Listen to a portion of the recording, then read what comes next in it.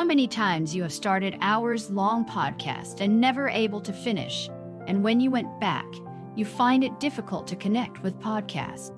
To avoid that, please subscribe to most advanced, featured, and accurate channel, Quick Podcast Summaries.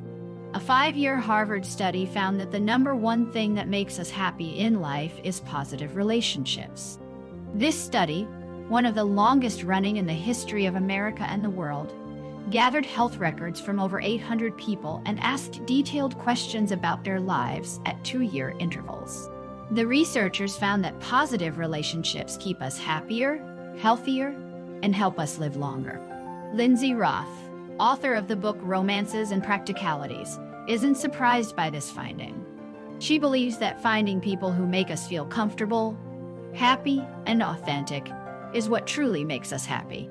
In fact, she wants to be one of those people who can say that positive relationships and ice cream are the secrets to her happy, long life. The book Romances and Practicalities is all about how to achieve healthy, lasting love.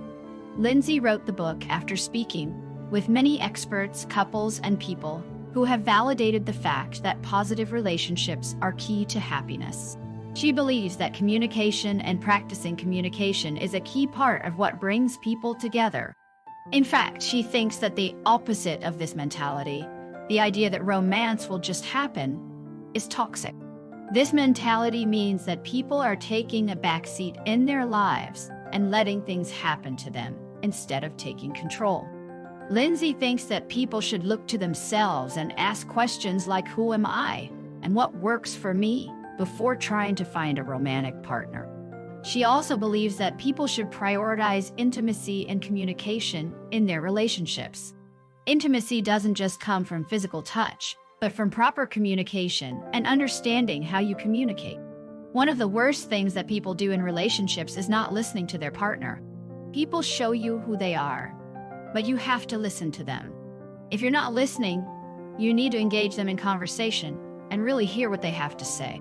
Lindsay thinks that people often get blinded by what they want instead of who the person is in front of them. She also thinks that societal pressure and the idea of Disney romance can drive people to want to fall in love with a story or a projection instead of accepting someone for who they are. She and her husband, for example, do the New York Times crossword puzzle together every night before bed. They snuggle up, use their minds, and keep their minds healthy. Lindsay thinks that this kind of routine can help people reconnect and deepen their relationships. She thinks that people should try to find ways to connect with their partner, whether it's through a routine or ritual, or through asking questions and having deep conversations. She also thinks that people should prioritize communication and intimacy in their relationships. By doing so, people can start to rebuild their connection and create a healthier, happier relationship. If you want to listen to the complete summary, please subscribe to Quick Podcast Summaries on Spotify and Apple Podcasts for less than the price of candy in most places, and you can save an average of 15 to 20 hours per week of your precious time. It's a great way to stay informed while saving time.